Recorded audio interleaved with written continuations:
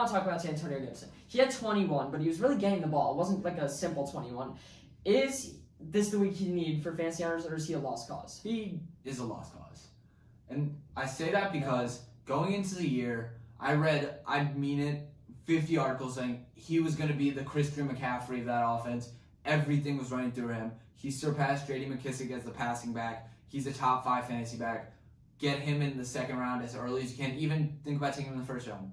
And he hasn't been that guy so far. I think he's averaging like 13 fantasy points a year. That's not the 13th or 14th pick you took him with whatsoever. He's not living up to it. Just because he's not living up to his value doesn't mean he's a lost cause. I mean, I don't love him going forward still. I'd maybe try and trade him high, but I do think he has potential to be the number 1 back there. J.D. McKissic's not doing anything. It's all about that their offense basically sucked before this week. So we'll just see what happens. I think he's going to start getting a few more carries. He had 24 carries last week, and they won. They beat Tom Brady and the Buccaneers. No one predicted that. Game. So I think after seeing that, Ron Rivera's a smart guy. He's going to start giving Antonio Gibson the ball more. I do think he could pick back up, but obviously you're not going to get his value. He could be the number 1 running back from here on out. I still don't know if you're getting your value. That's an overstatement, but they also have Carolina this week, whose defense is good. After that, they have Seattle. They got Dallas coming up, Philly twice. So we'll see what happens with Antonio Gibson. I think he's going to just start getting more carries. Yeah, I think that his offense is getting more solidified or his role in that offense is becoming more and more solidified. Yeah, and I will say in his last week where he had north of 20 carries, he also had 20 points. If they do that again, he's basically guaranteed to have that. But he didn't do many receptions, which we did see last year, because I think McKissic might be the passing back, so that's one thing to worry about. Yeah, absolutely.